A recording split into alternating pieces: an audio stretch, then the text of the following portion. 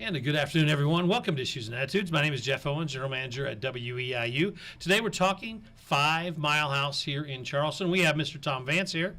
Hello. We have Giuliana Dongu. Hi. I got it right. Close. And Dick Hummell's here. Yes, hello. Well, appreciate you all coming in, and we're going to have you scoot up those mics just a little bit on this side over here. And I always like to play dumb, which isn't tough for me, I know, is let's say folks are just tuning in or maybe just finding out a little bit about Charleston. What is the 5 Mile House? Anybody want to start? Tom? We're a historic house located down on Route 130, about originally 5 miles from the Coles County Courthouse, thus the name. Built in the 1840s and then addition added in the 1860s, we think, and some other renovations after the turn of the century. But the house had a lot of different owners over the years, including some some owners that were blacksmiths and doctors and veterinarians, but not owners weren't there for a great long period of time, so there were a lot of them over the time period. And you say it's the Coles County's oldest house. Now, can you tell me how that came to be?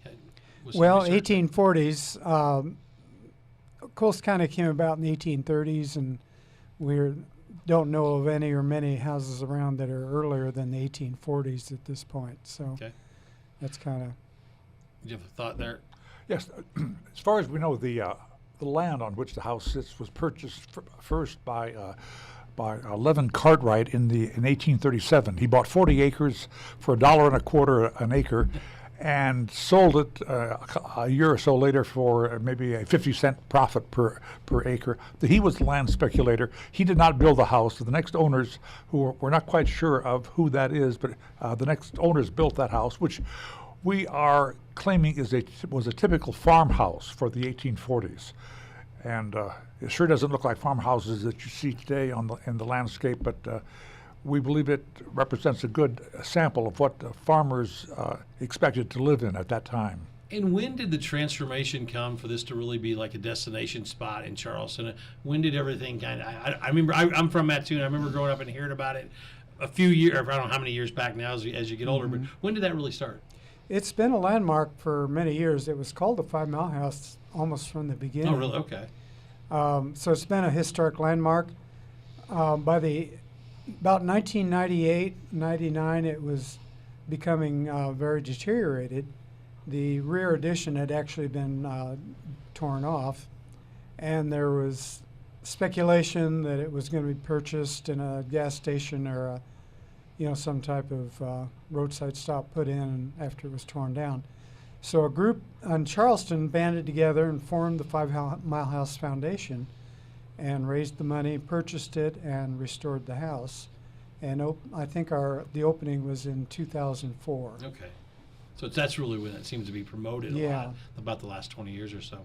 Giuliana, you're also on the Charleston Preservation Commission board, so this falls right into some of your purview. Could you talk about that? Yeah, about... Well, just like, what the board does and then how the 5 Mile House kind of works into that. Well, the Historic Preservation Commission in Charleston, we oversee historic areas like the square and a couple of blocks on 6th and 7th Street near the square. And so we're not directly involved with 5 Mile House. They're two things. They're close together, but they're different. Okay. And see, you learn something every day when you're on this show.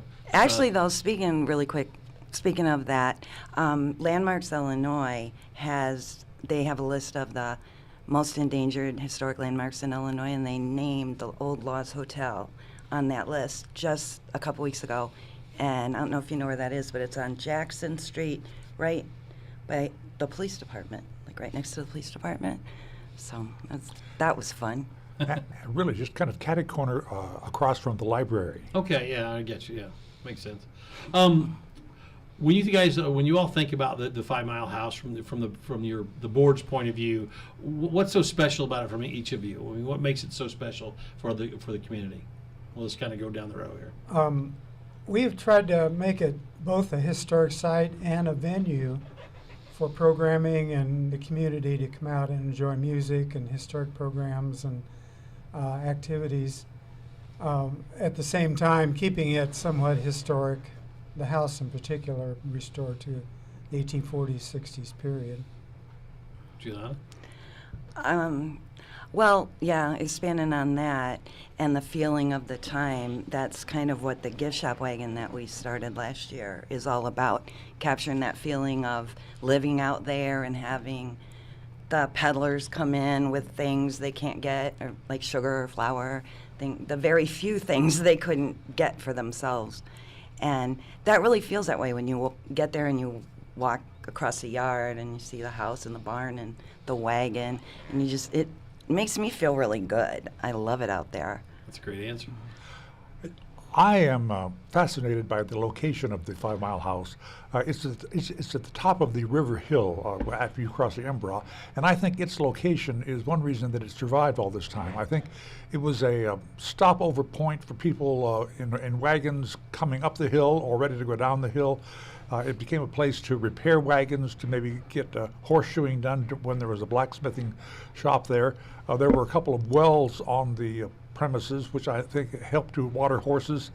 And I think it's also near the highest point in Coles County, which is just down the road.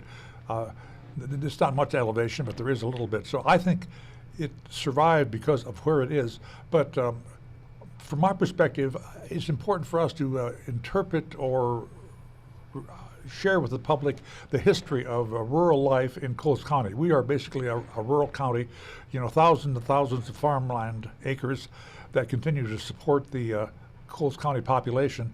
And we believe in interpreting or bringing examples of rural practices, how people cooked and got their food and made their clothing and made tools and kept going in the 1800s and really on up through its conversion, I guess, in the 1950s. And you were talking about this wagon, and I know it's rather new. It's kind of your one of your big things. So can you tell us about what people can expect from it? Well, what it features are items mostly made by volunteers. We've got some cradle to grave items, the spinners. We have spinners there that spin the yarn and make the items that I'm selling. And then some historic books, and like I said, just like the kind of things they'd bring out from town. But it's kind of the opposite now. We're featuring what the settlers would have made instead of featuring things they couldn't get. Okay, makes sense. Yeah, and it's fun, and it's all the profits go to the house. So it's nonprofit, and I'll sell if anybody has anything they want me to sell for them that fits in there. I'm glad to do it. Okay. And So go ahead, Tom. It's a unique way of doing a gift shop. There was no real good place for us to do a permanent gift shop there, so Giuliana kept saying, well, we need a peddler's wagon. And finally we had a wagon donated to us, so Brian Carrick, That's awesome. our maintenance and handyman on the board, turned it into a peddler's wagon. And In 2020, and then we had to sit for a couple seasons. I was just, It's chomping at the bit, as they say. Yeah. exactly. Yeah. So last year was our first full season with it, and it did really well. I'm really excited about it. And we're getting ready for nice weather, knock on wood, we hope. So all of you talk a little bit, or I know, Tom, you have the list there, of all the events and summer events for the kids and adults that are going to be out there this summer at the 5 Mile House. well, one thing I might mention that we haven't is that Abraham Lincoln rode the 8th Circuit, which came right by the 5 Mile He was on my House. list later, yeah. And we have no absolute proof that he stopped, but, if it was a wayside station where travelers stopped, which the name 5 Mile indicates it was, there's a very good chance that Abraham Lincoln visited there. So we have a reenactor, Joe Woodard, who is not on the schedule this year. He was last year, I believe. Yes. And he did a PBS movie on Abraham Lincoln. In his younger years. Yeah. So we showed the movie last summer and had Joe there to answer questions about it as That's the cool. Abraham Lincoln actor. So that's one of the types of things that we do in the summer program. I'm going to ask a question that might be tougher, but is there a way to research through somebody's records to find out if Abraham Lincoln was actually there? I mean, the odds are in your favor, I know, but is there a way to go back and look at that? Or We haven't found anything specific. And that doesn't mean there isn't something out there. Yeah. We have a we have a member of our group who's a really excellent researcher, David Kent Coy from Decatur, Yeah. and he continually turns up information about people who've lived there or people Yeah. associated with it. One association I've identified, I've done research on the regionally, locally famous Paul Sargent artist, and Paul Sargent in letters he wrote, which are on file at the University Eastern's library and Yeah. archive. He mentions going past the 5 Mile House to and from a town. In fact, he talks about actually walking from his place in Hutton Township to Charleston and walking past the 5 Mile House. So I treasure that association that we've been able to identify. And then during the Civil War, when the Charleston riot occurred, the Copperheads fled town south and were reported to have fled past the 5 Mile House. So there are some interesting historical tidbits, at least that I cherish, about the place. I love stuff like that. Yes. When you're part of history there, that's good. So I'm sorry, Tom, we kind of digressed a little bit about your events, about Abe Lincoln. So what other things are going to happen this summer there? Well, we had our first activity a couple of weeks ago. We have fourth grade school students out, and they spend, actually, we have 2 classes at a time, 4 classes a day, and had it 7 classes in total. But we don't have a lot of time, about less than 20 minutes per session, but they get to experience open hearth cooking and baking Johnny cake and spinning and weaving, and they have a session on blacksmithing. And then we do a barn dance with them. Oh, really? And they do the broom dance, which is a very easily learned dance, and then they play some period games, rolling hoops and graces and things. And it's a very popular program with the teachers and the school.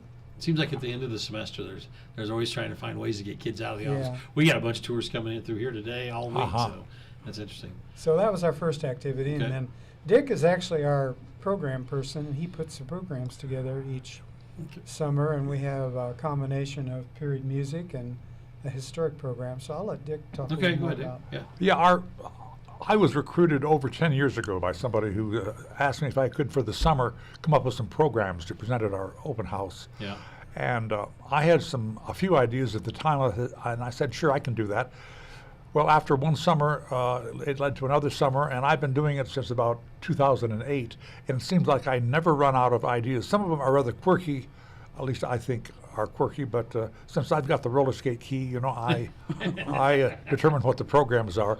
And if they're really a good one, we've repeated some. We've had a blacksmith demonstration several years in a row, because that's an important activity out there. But this summer, the first program this summer is going to be a examination of the life of Edward Coles, for which our county is named. Edward Coles was the second governor of Illinois and was a famous anti-slavery crusader.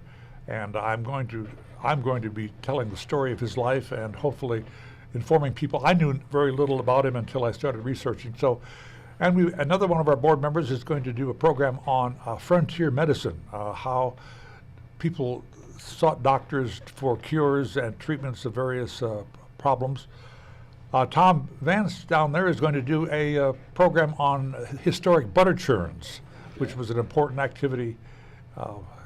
I love butter myself, and so I'm looking forward to that program. And we have a lady who's going to portray Abraham Lincoln's wife after his death. And let's see, I've got the list right here. While you're looking at that list, I want to ask you, can you give us a tidbit about Edward Coles that maybe, because, I mean, I've heard the name over Yes, the years, but well, something he's a about really him. interesting fellow. He was born in Virginia to a rich family that had a large number of slaves. His father died rather young in his life, and he inherited about 20 slaves, and he determined, after going to William and Mary College and listening to some lectures on human freedom and ideals of freedom that America was built on, he determined that he was going to free his slaves. And when he told his family about that, his family was outraged, and besides Virginia, where he was born, had passed a law that any slave that was freed had to leave the state within a year. So he engaged in a search of some place to go where he could be able to release his slaves. And I'm telling too much of the story here, That's but good. No, I he like it. eventually came to Illinois Okay. and freed his slaves here in Illinois and provided there were only about 3 families of them, and provided each of them with a 160-acre farm of land that he had purchased from the federal government. And he also got himself elected governor, the second governor of Illinois in 1822. And the ironic thing is there were 4 candidates, I believe, at the time, and he won the statewide election with only 32 votes. I'm sorry, with 32% of the 32, vote. yeah. It was a strange story, and his political foes gave him a hard time thereafter. Anyway, if I talk much longer, I won't have to do the program. No, that's interesting. I'm surprised there's not more about him, because that's a heck of a story. So it's weird how those little lost people of history have always fascinated me. Well, as far as we know, our county Coles is the only commemoration of his name in the state. There are no statues to him. That's one of the things that is so remarkable about his life. By the way, the material I have about him comes from Duane Elbert, a valued professor now passed at Eastern Illinois University in the history department. Back in 1975, he did a program for a local organization, and his speech was turned into a booklet, and I have the booklet, and so I am resurrecting Duane's work of almost 45, 50 years ago. Yeah. But I've heard very little about, if anything, about Edward Cole since that time, so it's time for him to once again go public. Yeah, get a little spotlight. Yes. That's for sure. I want to talk about the barn too before we get back to some of the events. Yes. I know the barn is the latest really expansion project out there. Is that the safest way to say it? There's the tradition that Stephen Stone, who bought the property in 1848, was a kind of a veterinarian and called somewhat of a doctor, but also a blacksmith. And so there's a tradition that the Stone family had a blacksmith shop on the side, and they repaired wagons that were going west, that type of thing. So it's kind of been in the plans ever since the house was preserved that we'd eventually have a blacksmith shop. So we were looking for, any type of barn building, whatnot, that could, be moved and made Yeah. into a blacksmith shop. And after looking for years and years, Les Dallas, who's on our board, said, well, right down the road here on Westfield Road, 3 miles east of the 5 Mile House, is the old C.P. Davis barn that dates from 1880. And it's starting to fall in, and he had been engaged with the barn with his business, LD Mechanical, storing things there at one time.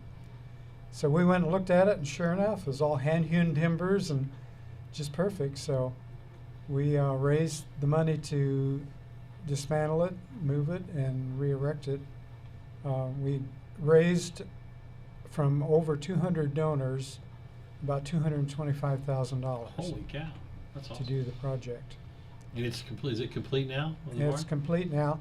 The barn is actually, it's 30 by 40. The original is 40 by 50. And it was deteriorated enough we couldn't get enough material to make it larger, plus our footprint was only allowed that size. And So- we made it more open inside than it originally was. We preserved one of the original granary walls and original corn crib wall, but we opened it up for programming. So you get more people in there and events, things and like that. plus we put a blacksmith forge in it, so we have our blacksmith shop. So besides the 5 Mile House and then the barn, what else could people expect on the property? Or is there, I expect. Will there be other expansions possibly, or are you kind Well, of, or is it happy with what you have? We're kind of at a point right now that we have filled the space, but our one shortcoming is parking, and we're, haven't figured out exactly how to solve that yet. Because the people actually sometimes have to park on the grass there, right? Yeah, we park all over the yard, Yeah. and they park it on Westfield Road, which is not the safest, but we'd like to somehow acquire maybe another acre of ground around us there for parking, but that, Okay. haven't had any success with that yet. We're talking to the 5 Mile House, 3 of the board members today. We have about 8 minutes left here on issues and attitudes. What got each of you involved in 5 Mile House? What attracted you to be, hey, I'd like to donate some of my time to the 5 Mile House? Let Giuliana start, put you on the spot. Well, my family's been in Charleston for 8 generations, so when I go out there, I just feel like I'm supposed to be out there. It's just the first time I ever went there, I was just in love. Okay. Dick? I've been impressed by the volunteers who got the program going back in 1998. I wasn't involved at that time. It was 2008 or so when I was recruited to become program chair. But I was so impressed with the original band of volunteers, most of whom, now Tom was part of the original group, and there are a few others still around. Most of those folks have retired or stepped back, and the current band of volunteers is not getting any younger, so we're continually looking for Yes. new blood to carry on. But there are so many ideas that I'm stimulated to think about. For one thing, Hutton Township, which is it in Hutton Township, Tom? Mm-hmm. Yeah, okay. Hutton Township is an incredibly rich historic county, kind of not county, but township, Yeah. in terms of, for example, its Civil War heritage. Hutton Township was the source of many soldiers in the Union Army who were part of some very famous military units. One famous one is the Wilder's Brigade in the Union Army, which did some extraordinary things with some extraordinary armament that we are talking about this summer and have talked about in the past. And there's so many other important historic topics, like, for example, Paul Sargent, the regional painter, who I just absolutely adore. So it's once you delve into that township and into the county, it just seems like there's an endless list of topics that are worth exploring. So I don't know if I'll get to the end of the list before I have to step back, but I'm working on that. Tom won't let you, you've been there for a long time, won't let you Well, leave. I was kind of originally involved by default. I was superintendent out at Lincoln Log Cabin, so everybody thought I needed to be on the committee. That makes sense. Dan Thornburg, I worked Yeah. with him on historical society and things, so I wasn't greatly involved at first because of my duties out there, but once I retired, 2002, and several of the older members of the board had been president, they convinced me to become president, so and I've kind of been there ever since. But it does give you an outlet because you do the singing, right? And some of the music out there for you? Occasionally I have done that, yeah. As long as he'll put you on the schedule, right? Yeah.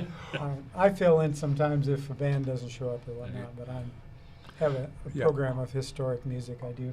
Our typical program, we have 7 open houses every summer, starting with Memorial Day, going through Labor Day, every other weekend from Sunday afternoons 1 to 4, and every one of those has an hour and a half of music by a local band or performers. Yeah. And then the last hour and a half is dedicated to the historic programs that we put together. And all the while there are craftsmen who are demonstrating on the lawn, weavers and spinners and blacksmiths. So that's a typical Sunday afternoon. And that place always seems to have a nice breeze. I think maybe because it's higher than the rest of the county, but there always seems to be, not always, but there's always a nice breeze. And also there's typically lots of motorcycle motorcycle noise. Truck noise. Yes. And you're So- right on the road. there, Yes. Sure. It reminds us how busy that intersection is. You had mentioned that the board is getting a little bit older, and Giuliana's eyes Yes. lit up. So if someone does want to become a volunteer or a board member, what's the easiest way to go about that process? Show up. Show up. Yeah, get a hold of any of us, or you can pass it on. Show up, like they said. It'd be fun if anybody likes to dress up in 19th century cosplay kind of stuff. You get a chance to wear your clothes, and we need youth. We definitely need that help too. But I feel like a lot of people go out there and just find themselves like I did. You go out there and you just want to help because it's just so open and inviting. We have a lot of volunteers in addition to the board, so Yeah. you don't have to be a board member to come out and Be be involved. involved. And twice a year, students, or once a year, students come out. Is that No, twice a year? yeah. They come out from here, group, and help us, and they enjoy it, but we don't always see them again. Eastern Illinois University has a wonderful student volunteer Right. program, Yeah. and they've been very They do the cooperative. cleanup day and Yes. things like that there. And Yeah. the people they sent always are very, very helpful. They come for 2 hours, but in 2 hours, a group of 10 or 20 people can do a lot of picking up and sprucing up and cleaning out, and we really value that. Yeah, we rely young. on There's that. 2 events, we got just a couple of minutes left, Yeah. but I want to mention 2 Go ahead, yeah. events that are coming up. One of the summer events that should be very interesting is our quilt show on July 23rd, and we invite the public to bring their family heirloom quilts out and talk about them. We'll have experts there that can maybe tell them. And on September 30th and October 1st is our fall festival. And that's our big event of the year. We have lots and lots of activities. We have kettle corn and food concessions, and we have a magician, we have music. Saturday we have blacksmithing, and then from 4 to 6 we'll have a barn dance and Weenie bonfire, roast. and we'll have a band and callers doing the old traditional dances. So And all that's available online too if Yeah. you want to go just check And it out. everything is free. I don't Yes. know if we Yeah. mentioned that. We do Yeah. have a donations jar out there, but Yeah. but But the parking for the event, we're going to do a shuttle, do remote parking this year with a shuttle. Okay. So we'll get information on that on our website and in the paper ahead of time. Okay, yeah, get that to us too as well. This might be a question that just came to mind. Can people have private events there? Can they rent it out on your off weekends? And That was I don't know if something that we kind of talked about as one of our purposes there. And we haven't had so, any yet. Yeah, we haven't had any yet, but yes, we But like are open to that. weddings in the barn. That's what I was thinking. Is you said you had a new sound system. If they could do a wedding out there, or a small Mhm. party, or get together, or anniversary or something. We have Oh, nice yeah. lighting in the barn. There you go. So We hope people will come out and look us over and say, gee, that would be a great place for this wedding we're going to have, or Yeah. this. Family gathering. Right, yeah, it'd be Meetings. great, like family reunion, something. okay. Well, we're about out of time. I want to thank Giuliana, Tom, and Mr. Hummell over here, Dick, for coming in on this Monday and teaching us all about the 5 Mile House. Real quickly, the website or phone number, if you could give that, Tom. www.5milehouse.org. Okay. ORG. And is- Facebook? And social media. You're also Yeah. on social Yeah, we're media, on so Facebook, just 5 Mile House on Facebook. In that address, is 5 Mile House spelled out, or is it? Spelled out. okay. Well, I appreciate y'all coming in again on Monday. It was great thank to meet you. some of you and see you again, and nothing but the best with the 5 Mile House. We are Yeah. WEIU. Everybody have a great day.